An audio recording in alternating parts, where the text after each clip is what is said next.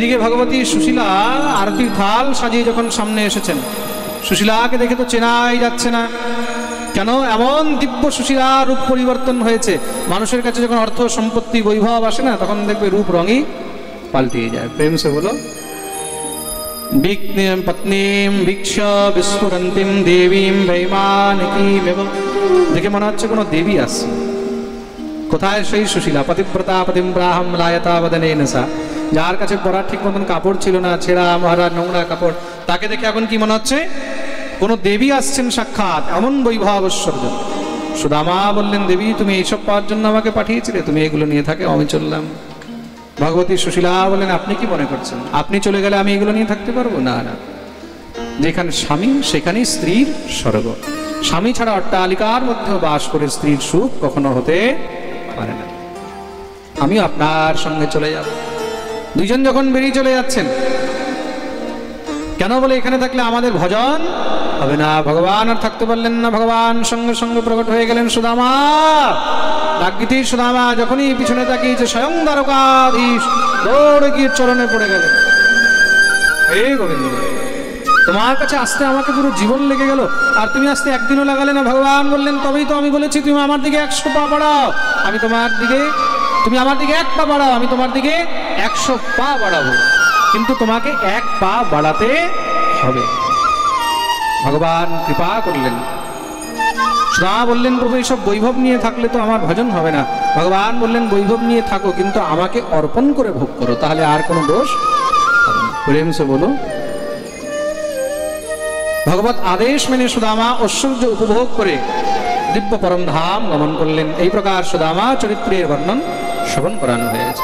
বলিয়ে সুদামাজি মহারাজ কি জয়।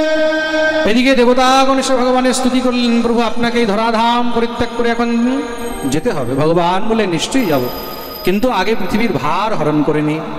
এখন ভার কার রয়েছে প্রভু? সপ্তভার শেষ বলে সব থেকে বড় ভার এখন আমার বংশের রয়ে গেছে। এই 56 কোটি যদুবংশী, এগুলোকে যদি ছেড়ে যায় এরা তো তাণ্ডব করে বেড়াবে। ভগবানের আদেশ মেনে সব দেবতাগণ নিজ নিজ ধামে প্রবেশ করলেন। শ্রুতি মানে বেদ, তারা ভগবানের স্তুতি করেছেন, যেটাকে বেদস্তুতি বলা হয়। জয় জয় জয় জাম জিত দোষ গৃহীত গুণা তমসি যদাত্মনা সমবরুদ্ধ সমস্ত ভগ আগ জগদোপসাম কিল শক্তববোধকতে ক্বচিদ জয়াত্মনা চরতো অনুচরে নিগম। দিব্য বেদস্তুতি করা হয়েছে। ভগবান বিচার করলেন, এখন যদুবংশীদের সংহার কি করে করা যায়। ভগবত ইচ্ছায় তিনি এমন লীলা করলেন, একবার বড় বড় ঋষি মুনি তারা সব দ্বারকার মধ্যে কল্পবাস করতে এসেছেন। বিশাল ভিড় লেগে গেছে তাদের দর্শনের জন্য। তাদের মধ্যে যদুবংশী ছেলেপেলেরা তারা কি করলেন, তাদের পরীক্ষা নেওয়ার জন্য, জাম্ববতীর পুত্র নাম হলো শাম্ব, দেখতে খুব সুন্দর, তাকে নারী সাজিয়ে, আচ্ছা পুরুষকে, ছেলেকে যদি মেয়ে সাজানো হয় না, তখন দেখবে মেয়েদের থেকেও বেশি সুন্দর লাগে। প্রেম সে বলো, হ্যাঁ, পুরুষকে নারী সাজালে তখন দেখবে মেয়েদের থেকেও আরো বেশি সুন্দর লাগে। কালকে আমাদের বিয়ের মধ্যে যে রুক্মিণী সেজেছিল না, ওটা কিন্তু নারী ছিল না, নর ছিল। প্রেম সে হলো, হ্যাঁ, আমি তো দেখেই একদম চমকে গেছি, চিনতেই পারিনি আমি। তা শাম্বকে কি করেছে, যেরকম মোহন যখন মোহিনী হয়েছে, ভগবান যখন মোহিনী হয়েছেন তখন এত সুন্দর লাগছিলেন যে দত্তরা পর্যন্ত মোহিত হয়ে সব ভুলে গেছে। তার জন্য আমাদের ব্রজের কবিরা খুব সুন্দর একটি কথা বলে, यदि नंद लला तुम होते ललित तो गरे कट जाते करोड़न के। হে নন্দলাল, ভালো হয়েছে তুমি ছেলে হয়ে এসেছো, লালা হয়ে এসেছো। যদি তুমি লালি হয়ে আসতে, ব্রজের মধ্যে মেয়েদেরকে বলে লালি আর ছেলেদেরকে বলে লালা, তা যদি তুমি লালি হয়ে আসতে তাহলে কোটি কোটি মানুষের গলা কেটে যেত শুধু তোমাকে পাওয়ার জন্য। প্রেম সে বলো। শাম্বকে বধূ সাজিয়ে সুন্দর করে পেটের মধ্যে একদম কাপড়ের পোটলা বেঁধে নিয়ে গেছে ঋষিদের কাছে, গিয়ে প্রণাম করেছে, ঋষির আশীর্বাদ দিয়েছে, সুখী থাকো। মহারাজ, আমাদের একটি জিজ্ঞাসা আছে, এটা আমাদের কুলবধূ, এর গর্ভে সন্তান আছে, বলুন তো ছেলে হবে না মেয়ে হবে? বাকিরা তো কেউ কিছু বলেনি, কিন্তু এরা যখন উদ্দণ্ডতা আরম্ভ করে দিয়েছে, বলুন না বলুন না, আপনারা কি আসল সাধু না নকল সাধু? সঙ্গে সঙ্গে তাদের মধ্যে দুর্বাসা বসেছিলেন, কুপিত অভিশাপ দিয়ে দিলেন, আরে ধূর্ত, তোমরা সাধুদের অপমান করছো, অভিশাপ দিচ্ছি। এবং প্রলব্ধা মুনয়ঃ স্বানুচু কুপিতান নৃপ জনয়স্য দিবো মন্দাহমসলং কুলনাশ। এর পেটের থেকে না ছেলে হবে না মেয়ে হবে, এমন মুসল বেরোবে যে মুসলের দ্বারা সমস্ত যদুবংশের সংহার হয়ে যায়। শুনেই তো তারা ভয়ে দৌড়ে গিয়ে একান্তে যখনই পেটের কাপড় খুলেছে, মুসল বেরিয়েছে, সেই মুসলকে ঘষে ঘষে তাড়াতাড়ি করে সমুদ্রে ভাসিয়ে দিল। কেন? অধিকার মৃত্যু হয়ে যায়। ছোট টুকরো বেঁচেছিল, সেই টুকরোকে সমুদ্রে ফেলে দিয়েছে, যাকে এক মৎস্য গ্রাস করে নিয়েছে। সেই চূর্ণ সমুদ্রের ঢেউয়ের সঙ্গে লেগে যখন সমুদ্রের ওই পারে গিয়ে ধারে লেগেছে, তার থেকে একটি ঘাস উৎপন্ন হলো, পুরো জঙ্গল হয়ে গেছে ওই ঘাসের নাম হলো এরকা। এমন ধার, যদি সেই ঘাস নিয়ে কাউকে মারা হয় সেখানে তার অঙ্গ কেটে যাবে।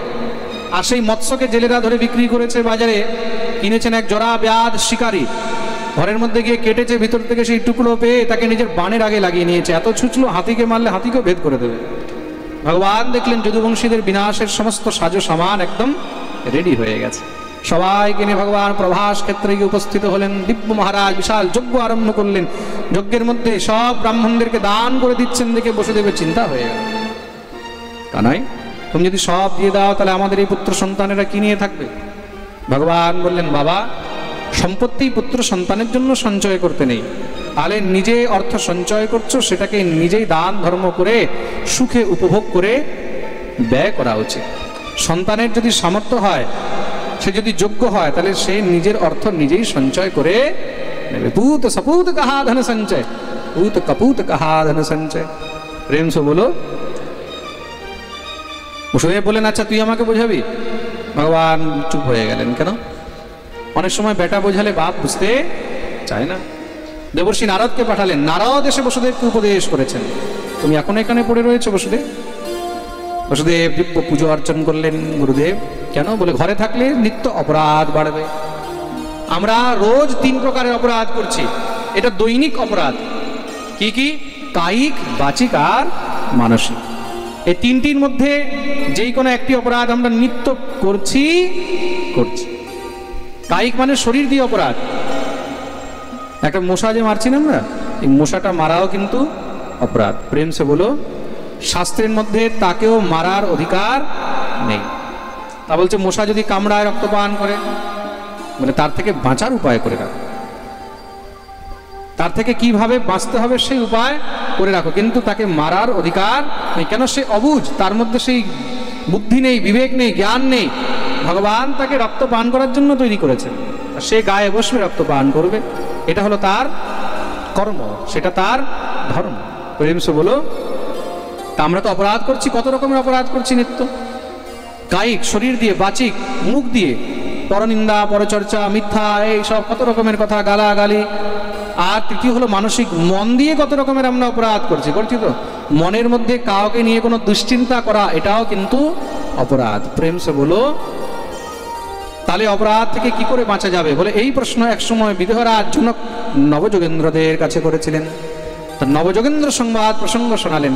ধর্মান ভাগবতান ব্রূত यदि न श्रुतये समं यैः प्रसन्नः प्रपन्ना दास्यत्यात्मानमप्यज। এই অপরাধ থেকে কি করে বাঁচব?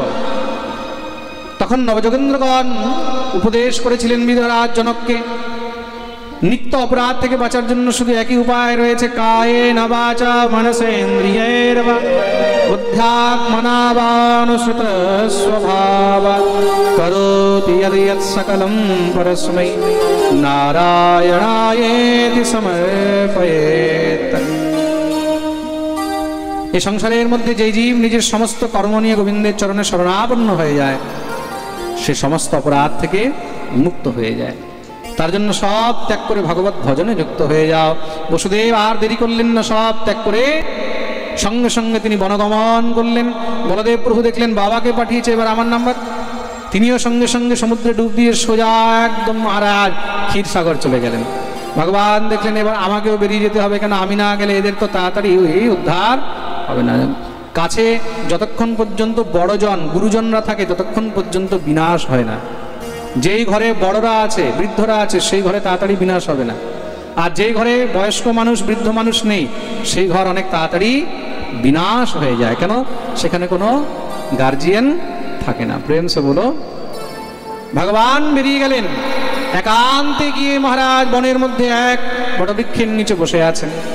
উদ্ধবের মনে চিন্তা হয়ে গেল, প্রভু যদি চলে যায় তাহলে আমরা কাকে নিয়ে থাকবো। দৌড়ে গিয়ে গোবিন্দের চরণে পড়ে কাঁদতে লেগেছেন।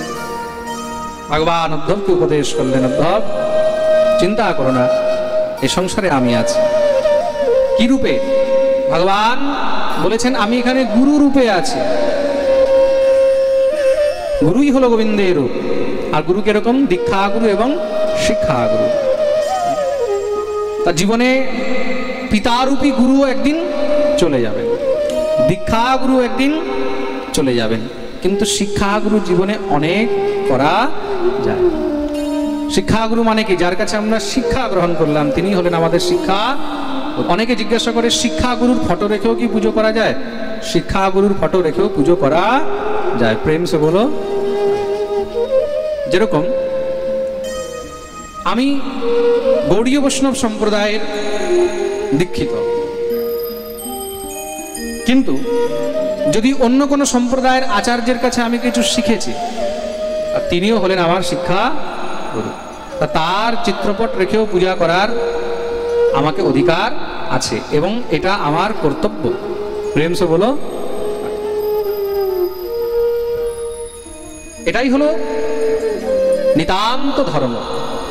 তার জন্য শিক্ষাগুরুকে নিয়েও মনে কোনো প্রকারের কোনো সংশয় রাখতে নেই। আর শিক্ষাগুরু জীবনভর বানানো যায়, অন্তিম সময় পর্যন্ত শিক্ষাগুরু হয়।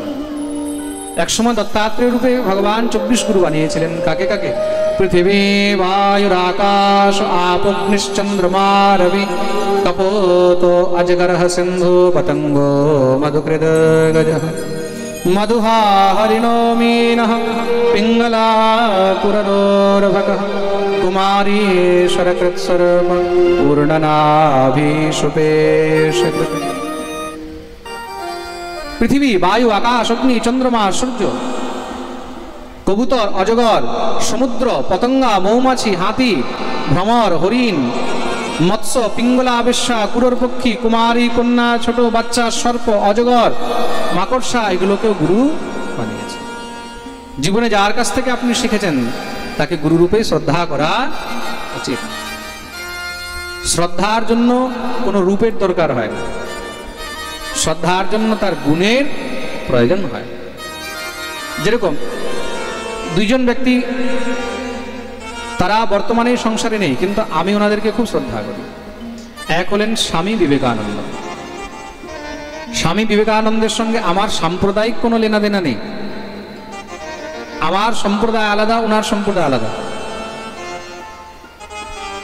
কিন্তু তবুও আমি ওনাকে অত্যন্ত শ্রদ্ধা করি। আমি ওনার চিত্রপট পর্যন্ত রাখি। কেন? উনি যুগপুরুষ ছিলেন। স্বামী বিবেকানন্দের বাণী যদি কেউ অধ্যয়ন করে পড়ে জীবন অনেক পরিবর্তন চলে আসে। স্বামী বিবেকানন্দের সাহিত্য অবশ্যই পড়বে সময় পেলে। প্রেম সে বলো।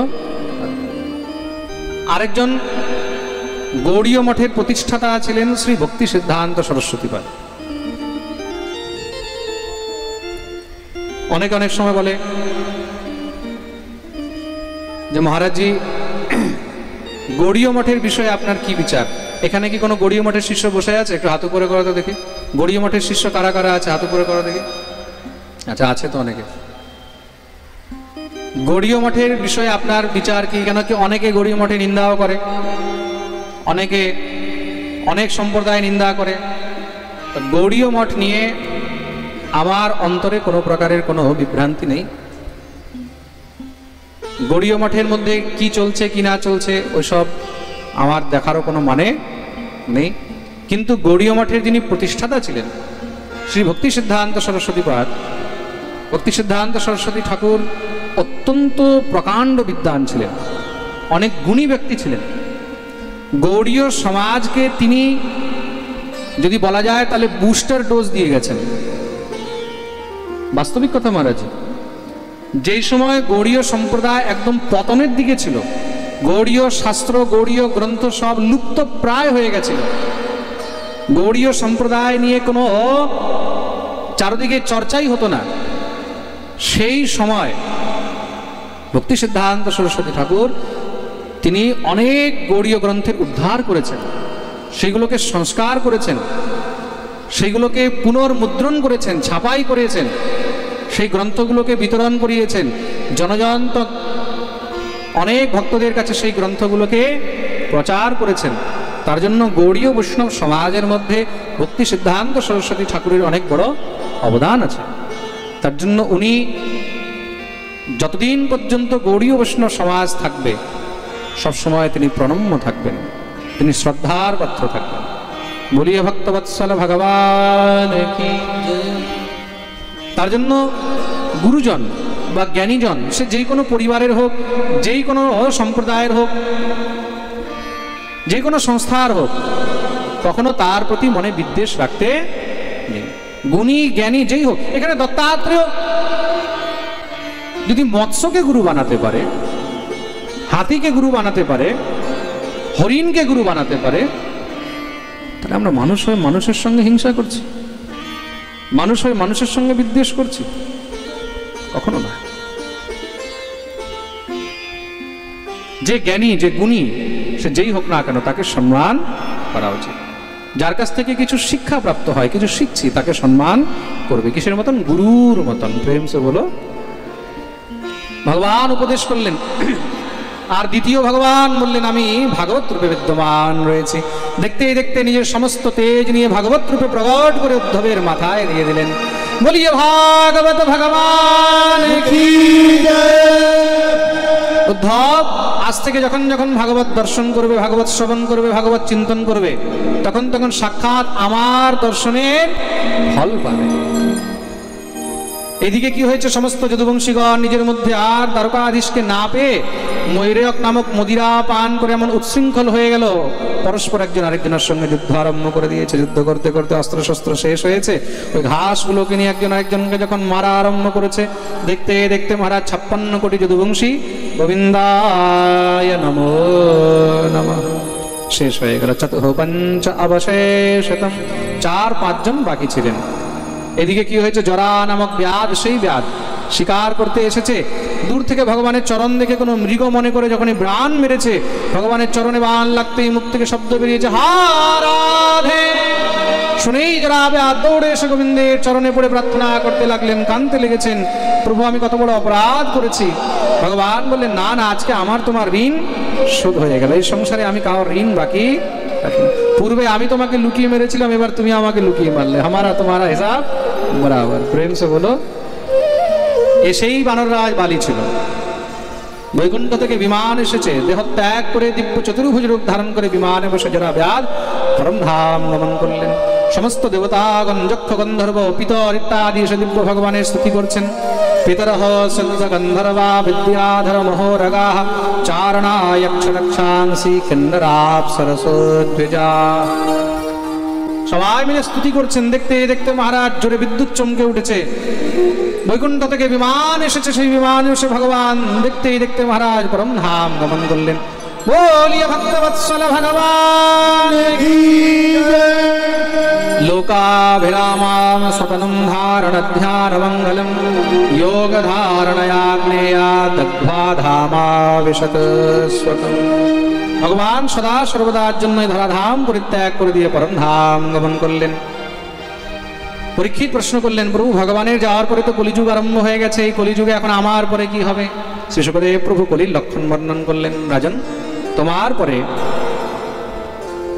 এই কলিযুগের মধ্যে মগধবংশীয় রাজারা রাজত্ব করবে, তৎপশ্চাৎ মহাপদ্মবংশ নন্দবংশে রাজারা রাজত্ব করবে, তারপরে মৌর্য বংশ, শুঙ্গ বংশ, কণ্য বংশ, কঙ্ক বংশ, সেন বংশ ইত্যাদি রাজা রাজত্ব করবে। তারপরে জবনদের রাজত্ব হবে। জবন মানে যাদেরকে আমরা মুসলিম বলি। তারপরে ম্লেচ্ছদের, ম্লেচ্ছ মানে যাদেরকে আমরা ইংরেজ বলে থাকি। তারপরে বলে তারপরে রাজতন্ত্র শেষ, প্রজাতন্ত্র শুরু হয়ে যাবে। আর প্রজাতন্ত্র কি হবে? প্রজাশ্চা ব্রহ্মভূয়িষ্ঠা স্থাপয়িষ্যতি দুর্মতিঃ। আস্তে আস্তে প্রজাতন্ত্রের মধ্যে এত পাপ বেড়ে যাবে। কি কি পাপ? স্ত্রী বালগো দ্বিজঘ্নাশ্চ পরদার ধনাধৃতাঃ। স্ত্রী হত্যা, বাচ্চাদের হত্যা, গো হত্যা, বিপ্র হত্যা, পরস্ত্রী গমন, পরপুরুষ গমন, পর অর্থহরণ, এরকম এমন পাপ বাড়বে। আস্তে আস্তে সব ম্লেচ্ছ হয়ে যাবে, বর্ণাশ্রম আর থাকবে না। কি ব্রাহ্মণ, কি ক্ষত্রিয়, কি বৈশ্য, শূদ্র সব এক হয়ে যাবে। প্রেম সে বলো।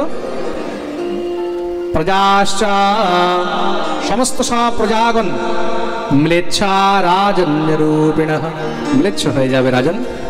চারদিকে এত অপরাধ বেড়ে যাবে, তখন সেই সমস্ত পাপকে নাশ করার জন্য, আবার ধর্মকে স্থাপনা করার জন্য সম্ভলগ্রাম মুখ্যস্য ব্রাহ্মণস্য মহাত্মনঃ ভবনে বিষ্ণু যশঃ কল্কিঃ প্রাদুর্ভবিষ্যতি। সম্ভল গ্রামে বিষ্ণুযশ নামক কোন এক ব্রাহ্মণের ঘরে ভগবান কল্কি রূপে অবতার নিয়ে নিজের সঙ্গে হাজার হাজার সব নিজ গণদেরকে নিয়ে তলোয়ার নিয়ে দুষ্টদের বধ করে আবার পুনরায় ধর্মকে স্থাপনা করবেন। নতুন যুগ আরম্ভ হবে, আবার ধর্মের স্মৃতি আরম্ভ হবে। যদা যদা হি ধর্মস্য গ্লানির্ভবতি ভারত অভ্যুত্থানমধর্মস্য তদাত্মানং সৃজাম্যহম পরিত্রাণায় সাধূনাং বিনাশায় চ দুষ্কৃতাং ধর্ম সংস্থাপনার্থায় সম্ভবামি যুগে যুগে। এই প্রকার দিব্য কলিযুগে রাজা কলিযুগে লক্ষণের বর্ণন করলেন। শ্রী সুখদেব প্রভু বলছেন, রাজন এবার আর ভয় লাগে না তো? পরীক্ষিত বললেন, আর ভয় নেই, কেন বুঝে গেছি যে এসেছে তাকে যেতেই হবে। কিন্তু যেই জীব এই সংসারে জন্ম নিয়ে ভগবান আর ভাগবতের আশ্রয় নিয়ে দেহত্যাগ করেছে, তার আর অধোগতি মানে অধম গতি হবে না। ভগবত নাম উচ্চারণ করতে করতে যে পরম ধাম গমন করবে, ভাগবত শ্রবণ করতে করতে যে পরম ধাম গমন করবে, সে নিশ্চয়ই দিব্য গতি প্রাপ্ত করবে। বলিয়ে ভাগবত ভগবান কি জয়। তার জন্য প্রত্যেক পরিস্থিতিতে যেমনই ভাবে থাকো না কেন, হরিনাম সবসময় স্মরণ করতে, ভাগবত শ্রবণ করতে থাকো। একটি বিষয় কালকে আমি জানতে পারলাম, নবদ্বীপ শ্রীবাস অঙ্গনের শ্রী গোসাইজি মহারাজ, নিত্যলীলা প্রবিষ্ট শ্রী স্বরূপ দামোদর দাস গোস্বামীজি মহারাজ, এখানে ওনারও অনেক শিষ্য বসে রয়েছে। আছে কেউ হাত উপরে করো তো দেখি? এই তো বসে।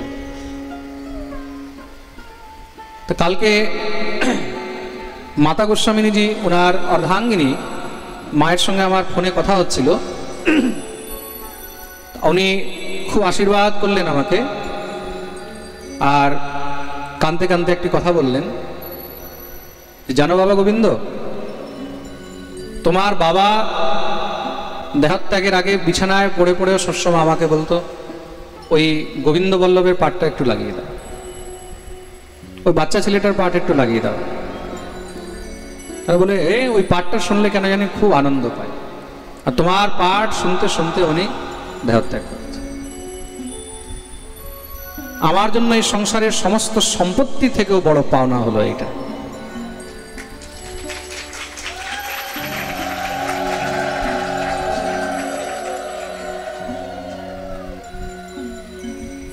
আমি হয়তো চিরঋণী ওনার কাছে। আমি তো ওনাকে জানতাম না, কিন্তু উনি যে আমাকে এতটা ভালোবাসতেন এটা আমি এখন জানতাম।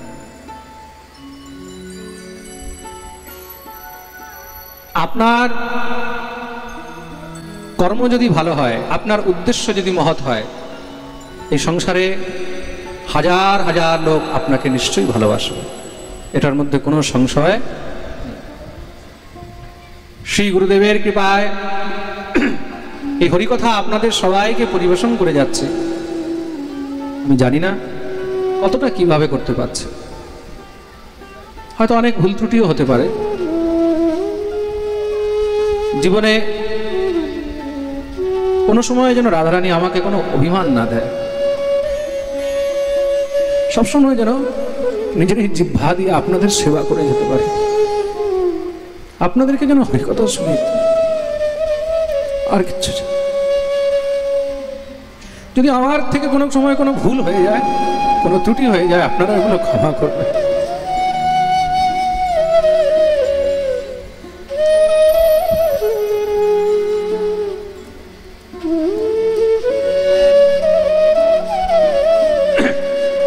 আজকে আপনারা আছে বলেন হয়তো আমি এই জায়গায় পৌঁছাতে পেরেছি। শ্রোতা হলো বক্তার জন্য ঈশ্বর, আপনারা সবাই আমার জন্য ঈশ্বর স্বরূপ। আমি আপনাদের চরণে বারবার প্রণাম। এটাতে একটা জিনিস তো বোঝা গেল, সামনে বসে পাঠ নাও যদি শুনতে পারেন, ঘরে বসেও পাঠ শোনা, আপনি যেখানেই থাকুন সেখানেই হরিকথা শুনুন। বারবার আমি বলি, শাস্ত্র বারবার কেন বলছে হরিকথা শুনুন। না জানে কোন সময় কোন শ্বাসের সঙ্গে এই প্রাণ বেরিয়ে। ফালতু চিন্তা সব ত্যাগ করুন, সাংসারিক বিষয়ে চিন্তা ত্যাগ করুন, আলতু ফালতু জায়গায় মাথা দেওয়া বন্ধ করুন। কোন চিন্তন করতে করতে কখন দেহত্যাগ হয়, তার থেকে বল হরিকথা শুনুন। তব কথা অমৃতম তপ্ত জীবনম কবিভিরীড়িতম কল্মষ শ্রবণ মঙ্গলম শ্রীমদাততম ভুবি গৃহন্তে ভূরিদা জনা।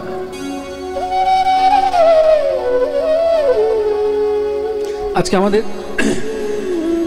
জাজিগ্রাম থেকে শ্রীনিবাস আচার্য প্রভুর বংশধর আমাদের পরম প্রিয় বাবা মহারাজ এসেছেন। বাবা মহারাজ আমাকে অত্যন্ত ভালোবাসেন। আজকে আমি একটু অনুরোধ করলাম আপনি পাঠের মধ্যে থাকবেন। উনি স্বীকার করে আমার উপর অনেক বড় অনুগ্রহ করেছেন।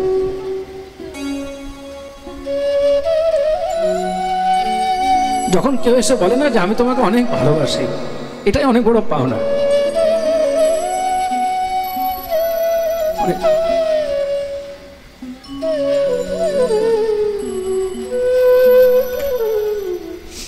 শ্রী শুকদেব প্রভুর দয়া পরীক্ষিত পূজন করলেন, শুকদেব প্রভুর বিদায় হলো। কিছুক্ষণ পরে আমাদেরও বিদায় হবে, কিছুক্ষণ পরে এই ব্যাসগদ্দি ছেড়ে আমি উঠে যাব, যেরকম শুকদেব প্রভু।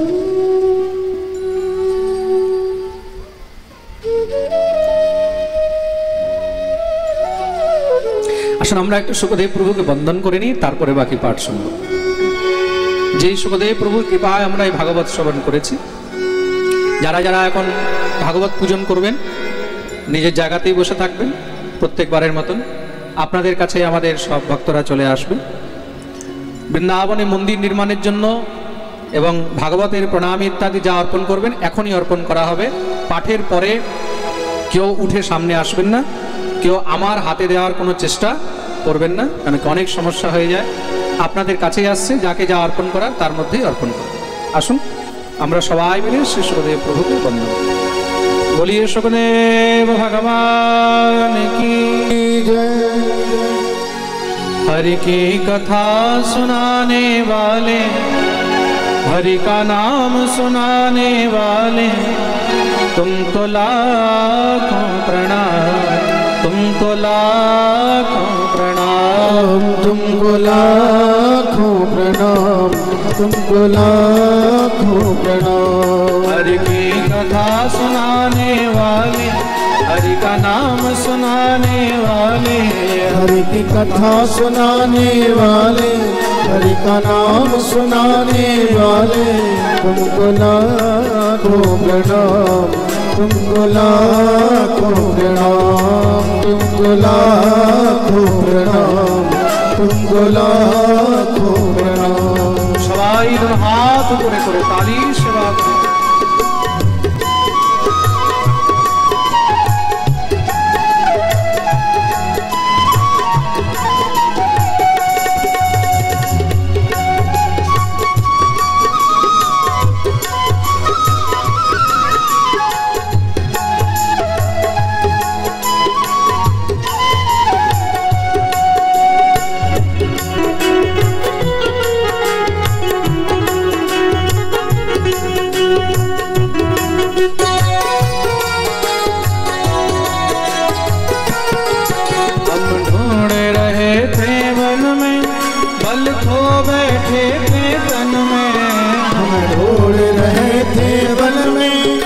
बल खो बैठे थे तन में, हम ढूंढ रहे थे वन में बल खो बैठे थे तन में, हम ढूंढ रहे थे वन में बल खो बैठे थे तन में।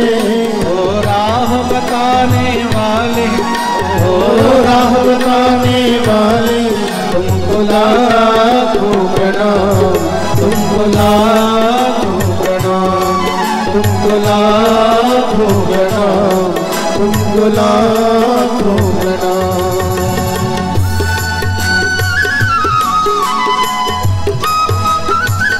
हरि वो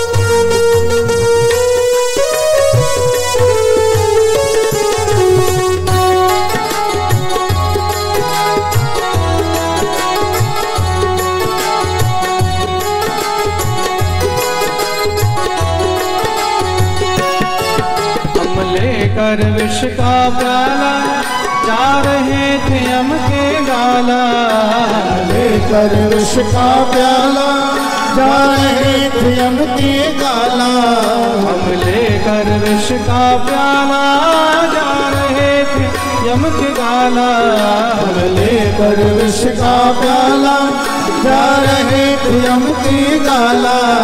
ओ सुधा पिलाने वाले, प्रभु सुधा पिलाने वाले, तुमको लाखों प्रणाम, तुमको लाखों प्रणाम, तुमको लाखों प्रणाम, तुमको लाखों प्रणाम।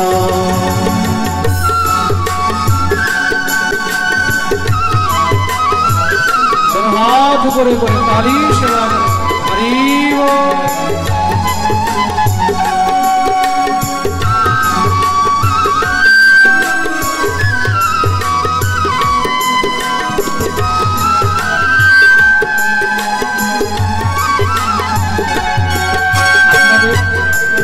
আপনাদের মধ্যে থেকেই যেই ভক্তরা মন্দিরের জন্য যা কালেকশন করতে চান আপনাদের মধ্যে থেকে কেউ বেরিয়ে যান।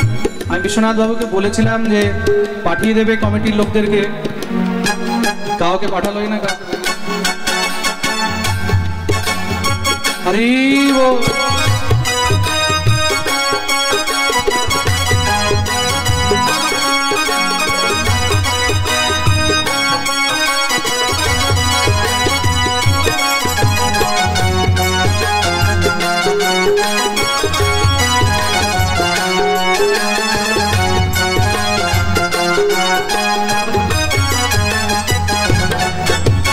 घट घट अंतर्यामी हम पतित और अज्ञानी, घट घट अंतर्यामी हम पतित और अज्ञानी, घट घट अंतर्यामी हम पतित और अज्ञानी, घट घट अंतर्यामी हम पतित और अज्ञानी।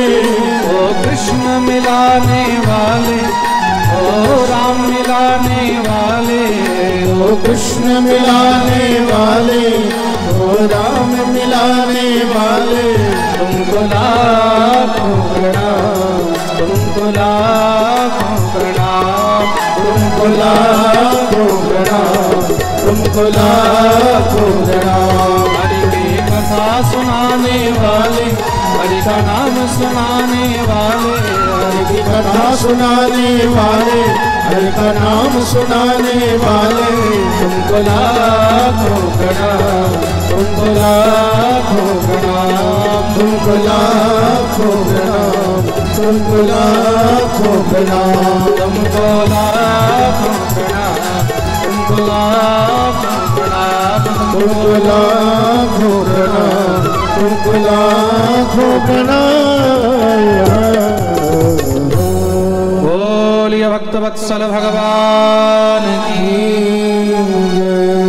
श्री सुखदेव प्रभुर विदाई हलो। পরীক্ষিতজি ধ্যানে মগ্ন হয়ে বসে রয়েছেন। তার পুত্র জন্মেজয় চারদিক দিয়ে মহারাজ হাজার হাজার সৈন্য লাগিয়ে দিয়েছে। এমন এক থেকে এক বড় বড় ধনুর্ধর লাগিয়েছেন, কোনো মাছি মশা পর্যন্ত ভিতরে ঢুকতে পারছে না। কোনো মশা কোনো মাছি দেখলেও তাকে বান দিয়ে মেরে দেওয়া হচ্ছে। তক্ষক বিচার করলেন, আমি কি করে প্রবেশ করব? তক্ষক তখন একটি ব্রাহ্মণের বেশ ধারণ করে ভিতরে প্রবিষ্ট হয়ে সূক্ষ্মরূপ ধারণ করে সেখানে পরীক্ষিতকে দংশন করে নিলেন।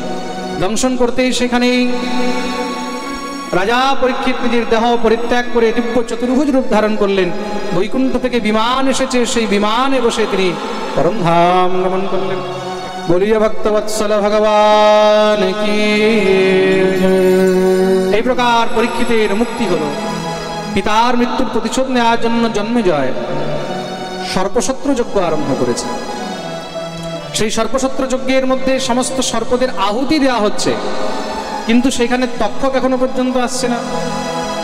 আচার্যকে পুরোহিতকে জিজ্ঞাসা করলেন তক্ষক কেন আসছে না। তখন গিয়ে পুরোহিত ধ্যানস্থ হয়ে দেখে বলছেন যে তক্ষককে দেবরাজ ইন্দ্র নিজের কাছে স্থান দিয়ে রেখেছে। জন্মেজয় বললেন, তাহলে এক কাজ করুন, তক্ষকের সঙ্গে ইন্দ্রকেও সহা করে দেন। পুরোহিত মশাই মন্ত্র পাঠ করে আরম্ভ করেছেন। সঙ্গে সঙ্গে গুরু বৃহস্পতি নিজের সঙ্গে মা মনসার বরদপুত্র আস্তিক মুনিকে নিয়ে এসে উপস্থিত হলেন। বন্ধ করে এই যজ্ঞ। বোঝালেন, তোমার পিতাকে ঋষির অভিশাপ ছিল বলে তক্ষক দংশন করেছে, তার মধ্যে তক্ষকের কোনো দোষ নেই। আর তুমি তার বদলে হাজার হাজার সর্প মেরে দিলে কি পুণ্য করলে? এতে আরো অপরাধ হয়েছে, পাপ হয়েছে। এই যজ্ঞ বন্ধ করো। যজ্ঞ বন্ধ করালেন। সর্পগণ এসে আশীর্বাদ দিয়েছেন, যদি কাউকে সর্প ভয় হয় তক্ষক মুনির নাম নিলে সর্প ভয় থেকে মুক্তি হয়। প্রেম সে বলো। জন্মেজয় গিয়ে মহর্ষি বেদব্যাসের কাছে উপদেশ নিয়েছেন। মনের সংশয় যত ছিল সব মহর্ষি বেদব্যাস মিটিয়ে দিলেন। সেই উপদেশের নাম হলো দেবী ভাগবত। উপদেশের নাম কি? এই প্রকার শ্রী সুতজি মহারাজ সম্পূর্ণ শ্রীমৎ ভাগবত শ্রবণ করিয়েছেন। শৌনকাদি মুনি বললেন, প্রভু আমরা সম্পূর্ণ ভাগবত একবার সূক্ষ্ম রূপে শ্রবণ করতে চাই। এই অধ্যায় যে জীব শ্রবণ করে সম্পূর্ণ ভাগবত শ্রবণের ফল পাওয়া যায়। আসুন আমরা এই অন্তিম অধ্যায় সারাংশ রূপে শ্রবণ করব। সবাই সোজা হয়ে বসবেন, দুই হাত জোড় করে আমরা এই অন্তিম অধ্যায় শ্রবণ করব। এটাকে ভাগবতের সারাংশ বলা হয়েছে, সার অধ্যায়। সবাই দুই হাত জোড় করে নেবেন। যত মারা রয়েছে সবাই নিজের মাথায় কাপড় দিয়ে। নমো ধর্মায় মহতে নমঃ কৃষ্ণায় বেধসে ব্রাহ্মণেভ্যো নমস্কৃত্য ধর্মাन् বক্ষে সনাতন। হে প্রভু, হে গোবিন্দ, তোমার চরণে এই মতি রেখে সর্বপ্রথম ভাগবতের আমরা 6টি অধ্যায়ের মাহাত্ম্য বর্ণন শ্রবণ করলাম। সেই মাহাত্ম্যের মধ্যে ভক্তি নারদের সংবাদ, জ্ঞান বৈরাগ্যের কথা, গোকর্ণ উপাখ্যান, ধুন্ধুকারীর মুক্তি, ভাগবতের বিধি বর্ণন শ্রবণ করা হয়েছে। প্রথম স্কন্ধে মঙ্গলাচরণ থেকে ভাগবতের রচনা, আর তৎপশ্চাৎ পরীক্ষিতের জন্ম বৃত্তান্ত, পরীক্ষিতকে ঋষির অভিশাপ, অনশনব্রতে বসা, তৎপশ্চাৎ শ্রী সুখদেব প্রভুর আগমন, পরীক্ষিত দ্বারা প্রশ্ন, সুখদেব প্রভু দ্বারা উত্তর দেয়া। দ্বিতীয় স্কন্ধে উত্তর আরম্ভ করলেন। ভাগবতের শ্রবণ বিধি, ভাগবতের লক্ষণ ইত্যাদি বর্ণন করলেন। তৃতীয় স্কন্ধে সৃষ্টি বর্ণন, সে সৃষ্টির মধ্যে মনু মহারাজের 3 কন্যার বংশ বর্ণনে, কপিল চরিত্র ইত্যাদি। চতুর্থ স্কন্ধে সতী চরিত্র, ধ্রুব চরিত্র ইত্যাদি শ্রবণ করা হয়েছে। পঞ্চম স্কন্ধে প্রিয়ব্রত চরিত্র, জড়ভরত উপাখ্যান, নরক বর্ণন। ষষ্ঠ স্কন্ধে নাম মহিমা অজামিল উপাখ্যান, নারায়ণ কবচের উপদেশ। সপ্তম স্কন্ধে প্রহ্লাদ চরিত্র। অষ্টম স্কন্ধে গজেন্দ্র মোক্ষ, সমুদ্র মন্থন, বামন অবতার, মৎস্য অবতারের কথা। নবম স্কন্ধে সূর্যবংশ, চন্দ্রবংশ বর্ণন। দশম স্কন্ধে ভগবান শ্রীকৃষ্ণের জন্মোৎসব, বাল্যলীলা, মাখনচুরি লীলা, গিরাজ গোবর্ধন ধারণ লীলা। তৎপশ্চাৎ মহারাজ কংসবাদ, উদ্ধব গোপী সংবাদ, ভগবানের দ্বারকাগমন, বিবাহ লীলা, ভগবানের অন্যান্য বিবাহ সন্ততি বর্ণন। তৎপশ্চাৎ দ্বারকা লীলায় সুদামা চরিত্র ইত্যাদি সমস্ত যদুবংশীদেরকে ঋষিদের অভিশাপ, নবযোগেন্দ্র সংবাদ, দত্তাত্রেয়ের 24 গুরুর বর্ণন, উদ্ধবকে উপদেশ, ভাগবত প্রদান, যদুবংশের সংহার, ভগবানের স্বধাম গমন ইত্যাদি আমরা একাদশ স্কন্ধে শ্রবণ করলাম। দ্বাদশ স্কন্ধে কলিযুগে রাজাদের বর্ণন, কলিযুগ লক্ষণের বর্ণন। তৎপশ্চাৎ সুখদেব প্রভুর বিদায়, পরীক্ষিতের মুক্তি, জন্মেজয়ের সর্পশত্রু যজ্ঞ এবং সম্পূর্ণ শ্রীমদ্ ভাগবতের সারাংশ আমরা বর্ণন শ্রবণ করলাম। বলছেন যেইভাবে নিম্নগানাম যথা গঙ্গা, দেবানাম অচ্যুতো যথা, বৈষ্ণবানাম যথা শম্ভু, পুরাণানাম এতম তথা। যে প্রকার সংসারের সমস্ত নদীর মধ্যে ভগবতী গঙ্গা হলেন শ্রেষ্ঠ, তদ্রূপ সংসারের সমস্ত দেবতাদের মধ্যে স্বয়ং ভগবান শ্রীহরি হলেন সর্বশ্রেষ্ঠ। তদ্রূপী সংসারের সমস্ত বৈষ্ণবদের মধ্যে দেবাদিদেব মহাদেব হলেন সর্বশ্রেষ্ঠ। আর ঠিক তেমনই সংসারের সমস্ত শাস্ত্র গ্রন্থের মধ্যে শ্রীমদ্ ভাগবত হলেন সর্বশ্রেষ্ঠ। বলিয়ে ভাগবত ভগবান। ভাগবতের মধ্যে ভগবান থেকে ভগবানের নামের মহিমাকে বিশেষ বলা হয়েছে, তার জন্য অন্তিম শ্লোকে এখানে নাম মহিমা বর্ণন করা হলো। আসুন আমরা সবাই মিলে অন্তিম শ্লোক উচ্চারণ করব। আগে আগে আমি বলছি, পিছনে আপনারা উচ্চারণ করুন। नाम संकीर्तनम यस्य, नाम संकीर्तनम यस्य, सर्वपाप प्रणाशनम, सर्वपाप प्रणाशनम, प्रणामो दुःख शमन, प्रणामो दुःख शमनः, तं नमामि हरिं परम, तं नमामि हरिं परम। नाम संकीर्तनम यस्य, नाम संकीर्तनम यस्य, सर्वपाप प्रणाशनम, सर्वपाप प्रणाशनम, प्रणामो दुःख शमनः, प्रणामो दुःख शमनः, तं नमामि हरिं परम, तं नमामि हरिं परम। हरे कृष्ण कृष्ण कृष्ण हरे हरे, हरे राम राम राम हरे हरे, हरे कृष्ण